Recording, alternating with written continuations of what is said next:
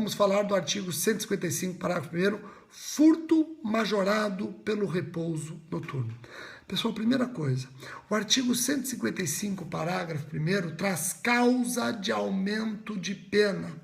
Dentro do sistema de cálculo da pena, que é o sistema trifásico, o juiz vai considerar a majorante do repouso noturno na terceira fase do cálculo. Então, guardem isso. A primeira fase, circunstâncias judiciais.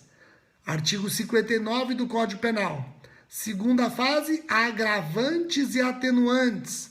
Terceira fase, majorantes ou causas de aumento e minorantes, causas de diminuição.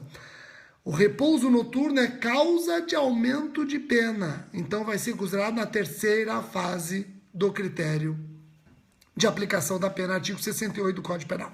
Tá ok? Então, a primeira observação é essa. Segunda observação. Para incidir a majorante, o furto tem que ocorrer durante o repouso noturno. E o que significa repouso noturno? Repouso noturno é aquele período em que a comunidade em que ocorreu o crime se recolhe para o descanso diário. É o período em que aquela comunidade, a comunidade em que ocorreu o crime de furto, se recolhe para o descanso diário, de um dia para o outro. Rogério, mas qual é esse período? Depende da comunidade. Ninguém tem dúvidas de que o repouso noturno numa pacata cidade do interior é bem diferente do repouso noturno numa grande capital. Então, cuidado com isso, cara aluno, que está falando, coincide com o conceito de noite? Não. Vai depender do costume da localidade. E com isso é importante, viu? Com isso é importante. Por quê? Porque você percebe... Pessoal, façam as perguntas depois, porque muitas perguntas que vocês estão fazendo, eu já vou comentar, só para não travar. Quando eu falo que o período de repouso noturno varia conforme os costumes da localidade, você nunca mais vai sair por aí dizendo que o direito penal não trabalha com costumes. O direito penal admite um costume muito importante, que é o costume interpretativo, o costume que ajuda a aclarar o significado de uma palavra, expressão de um texto. Então, olha só o costume interpretativo aqui falando alto, tá ok? Então, é o período em que uma comunidade costumeiramente se recolhe para o descanso diário. Falando em repouso noturno, a doutrina costuma limitar essa causa de aumento para os furtos ocorridos nos locais em que a pessoa repousa. Ou seja, furtos em moradias. Agora, isso não significa, ao contrário do que ensinava Nelson Gria, isso não significa que essa moradia tem que ter moradores no local e no momento do furto, e que esses moradores estejam repousando. Não precisa. O STF e o STJ já decidiram que o furto é majorado pelo repouso noturno, mesmo que a moradia esteja ocasionalmente desabitada ou mesmo com os moradores lá dentro, não precisa estar dormindo. Tá ok? STF e STJ já decidiram isso copiosamente. Nelson Gria discorda, Bittencourt discorda. Nelson Gria e Bittencourt entendem que, para incidir a majorante, a habitação tem que estar com os moradores e os moradores têm que estar efetivamente repousando. Tá ok?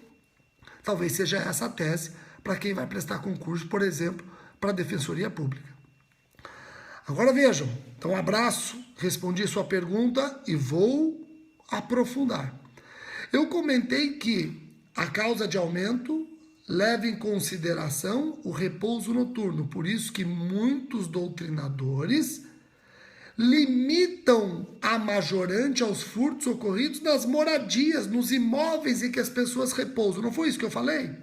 Pois é, tem decisão do STJ também aplicando essa causa de aumento para furtos praticados durante o repouso noturno em estabelecimentos comerciais.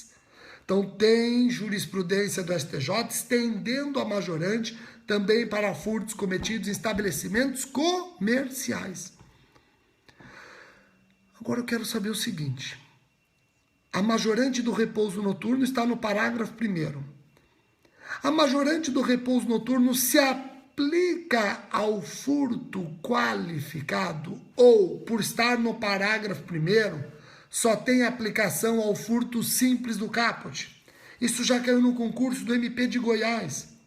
E a jurisprudência dos tribunais já foram no sentido, as jurisprudências já caminharam no sentido de que esta causa de aumento só se aplica ao furto simples, caput. Se quisesse o legislador aplicar a todas as modalidades de furto, colocaria essa majorante como o último parágrafo do 155. Então, tem muita doutrina ainda nesse sentido. Porém, os tribunais superiores estão caminhando no sentido inverso.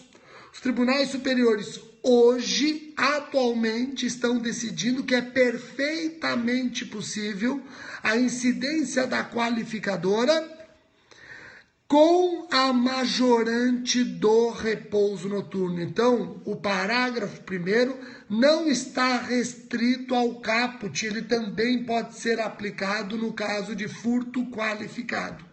Foi essa pergunta que caiu no MP de Goiás e foi essa a resposta certa. Prova CESP cobrou isso? Prova CESP vai ficar com essa resposta que eu acabei de dar. Furto pelo repouso noturno não é somente o furto simples, mas também o furto qualificado. A majorante do parágrafo 1º não está adstrita ao caput. Ela pode ser aplicada aos parágrafos subsequentes. Compreenderam? Então, muita informação hoje a respeito de um só parágrafo do 155. 155, parágrafo 1º. Eu volto no próximo vídeo para trabalhar com vocês o furto do 155, parágrafo 2º, furto privilegiado. Deixa eu só responder uma pergunta que eu vi aqui, ó. Deixa eu só responder uma pergunta que eu vi aqui, perguntando de, Rogério, como é que fica furto de veículos na rua? Vejam, a doutrina sempre explicou o seguinte, a jurisprudência não destoou. Se o veículo foi furtado da garagem do imóvel, esse furto, ele ocorreu no imóvel, incide a majorante do parágrafo 1º. Agora, se a pessoa parou o veículo na rua, não está no imóvel, está na rua, estacionado na rua, e lá ocorre o furto, mesmo que de madrugada, não incide a majorante, porque esse veículo não estava no imóvel, e sim na rua. Compreenderam a diferença? Joia? Então assim eu respondo mais uma pergunta feita por um seguidor. Não é verdade? Então, quem tem que agradecer sou eu, agradecer vocês em plena quinta-feira, mais de 10 horas da noite, estarem me acompanhando. Na verdade, fico muito feliz, muita gente lembrando dos meus filhos aqui. Olha só, hoje, inclusive eu fui dar uma palestra junto com meu filho, a primeira palestra do Bruno, está com 9 anos e já deu uma palestra comigo na escola a respeito de bullying, cyberbullying, sinais indicativos da vítima de bullying, sinais indicativos do agressor de bullying, quais as medidas que devem ser tomadas, o que diz a lei bullying é crime ou não é crime, tudo isso nós discutimos hoje no colégio, eu e o Bruno. Olha que interessante, muito legal. Bom, pessoal, então eu vou encerrar por aqui, novamente agradecendo a companhia de vocês, e no próximo vídeo, repito, eu vou trabalhar o furto privilegiado ou mínimo, 155, parágrafo 2º, tá bom? Um abraço grande a todos e até o próximo vídeo.